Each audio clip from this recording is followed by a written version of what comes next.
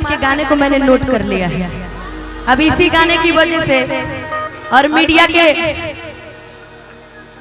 दबाव की वजह से इस गाने के राइटर पीके आर्यन जी जौहर खा चुके हैं। आज दोबारा देखिए उसी गाने की फरमाइश है। ना बाबा ना, है ना जी। अगर उसकी जगह कोई और गाना बोलते तो शायद हम गाते, लेकिन उस गाने की वजह से आज एक आदमी जिंदगी और मौत के बीच जूझ रहा है। पीके आर्यन भैया जो कि इस गाने के राइटर हैं, उनके लिए सिंपैथी जीवन भर रहेगा। महादेव उनको जल्दी से स्वस्थ करे। का जी सभी मिलके एक दुआ करेंगे।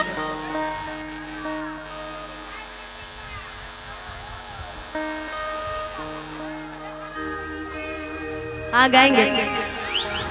अच्छा सुनिए, जल्दी जल्दी सब सुना देंगे तो आपको घर जाना है का? तो हम लोग भी आज ठान के आए हैं कि इश्क और प्यार का मजा लीजिए, कि इश्क और प्यार का अरे मजा लीजिए, बस थोड़ा इंतजार का मजा लीजिए। थोड़ा इंतजार कीजिए। क्या जी सिमरन जी, ठीक है? सिमरन से पूछियो, ये हमारा दिल के सबसे करीब बड़ी। क्या सिमरन कहाँ की रहने वाली हो? तर घर एक लगा, ये हमारे घर में के लगा है ना जी। ठीक है, ठीक है। फिर दिक्कत हो गया। अभिषेक जायसवाल जी, नगर पंचायत अध्यक्ष के पढ़ ले दीजिए भैया, रुकिए। के ताक पूर्व अध्यक्ष छात्र संघ अभिषेक जायसवाल भैया के लिए जोरदार ताली बजाइए आप लोग। अरे बजा दे मर दे, इतना नहीं कर जूसी कर जाना। वाह, ये भी है, ठीक है, धन्यवाद। ये सब ठीक है। इतने प्यार से जब कोई थमाए ना तो दिक्कत नहीं है। का जी कि बड़ा नीक लागेला अरे मलम जी के बोलिया, अरे जब से ले गिल बड़े आपन घरे डोलिया। सुनी सुनी सुनी, रउआ बैठ जाए, हम रउआ के लगे आके पैसा ले लें। रउआ बैठ जाए, ठीक बा? कैसे कि हम गाना के हमारे दोस्त मित्र सब गुस्सा घूंघट हम कर लेते हैं। ठीक बा, है ना जी? है कि बड़ा नीक लागेला अरे मलम जी के बोलिया, जब से ले गिल बड़े आपन घरे डोलिया, कि जैसन सोचले रहनी आपके लिए, जैसन सोचले रहनी वैसन पियावा मोर सावर नगोर पारो।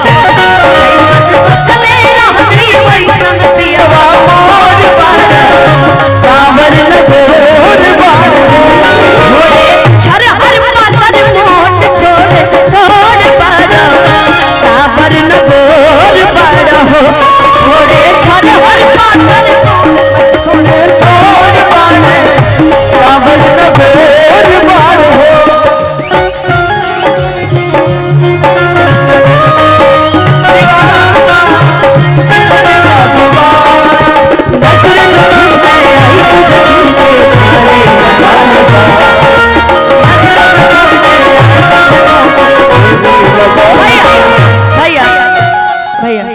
जिसको भी मैंने एक बार में बता दिया, इनाम देने के लिए कोई मंच में नहीं चाहेगा। इनाम देने के लिए कोई मत, जब गाना खत्म होगा आप तब इनाम दीजिएगा, हम खुद आएंगे लेने। इनाम के बीच में कोई नहीं, चाहे वो कोई भी हो। का जी उत्तर प्रदेश में लोकेशन हो जाए कि दीवाना दिल तेरा दीवाना, दीवाना दिल तेरा दीवाना, नजर छूटे आई तुझे छूटे छूटे आई तुझे छूटे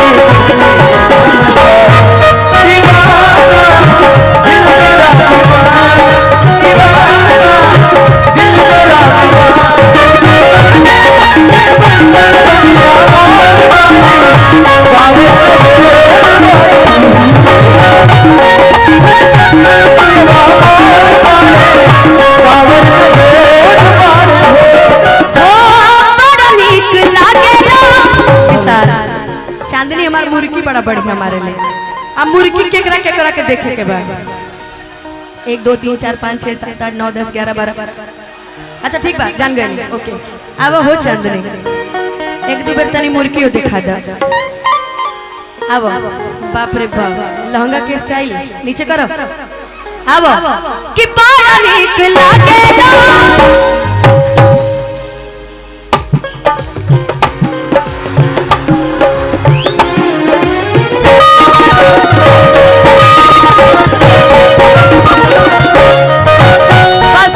हमरे भूज के खा जाएंगे जो पास हो गई आवा हो सिमरन अरे आवा हो अरसर जी के प्राण बड़ा नीक लागेला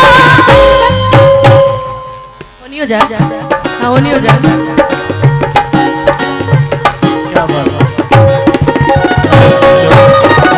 ताली बजा के बड़ा नीक लागेला बलम जी के बोलिया कि जब से लगल बाड़े आपन घर डोलिया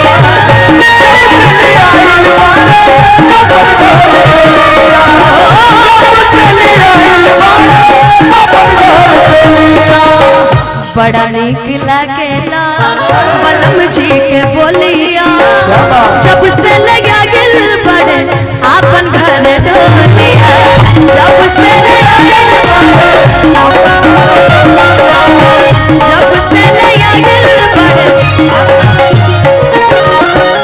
कि बन के हमारा जिंदगी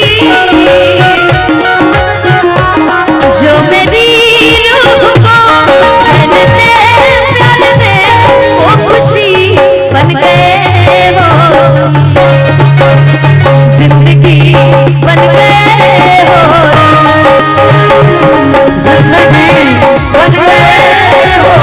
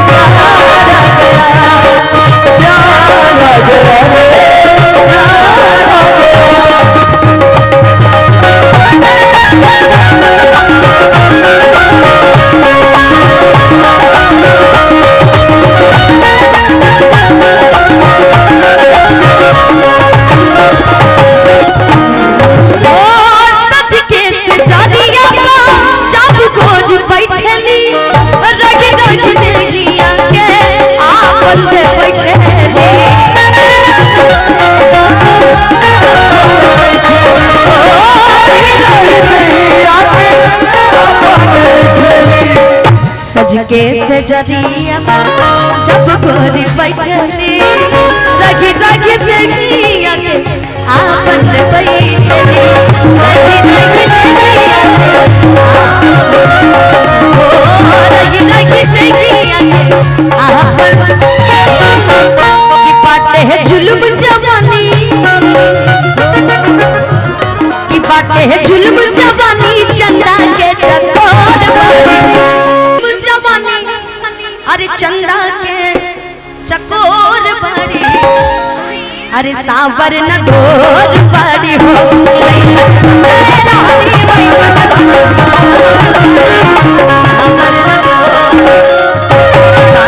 जुल्म जवानी चंदा के चकोर बड़ी सावर न गोर बड़ी जुल्म जवानी चंदा के चकोर बड़ी सावर न गोर बन के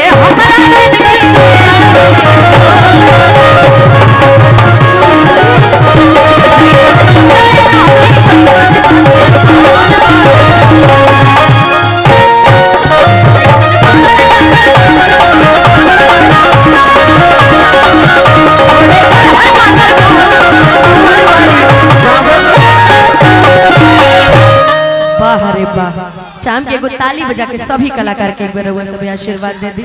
एक बार अनुपमों खातिर जोरदार ताली हो जाओ, एक जोरदार ताली बजा।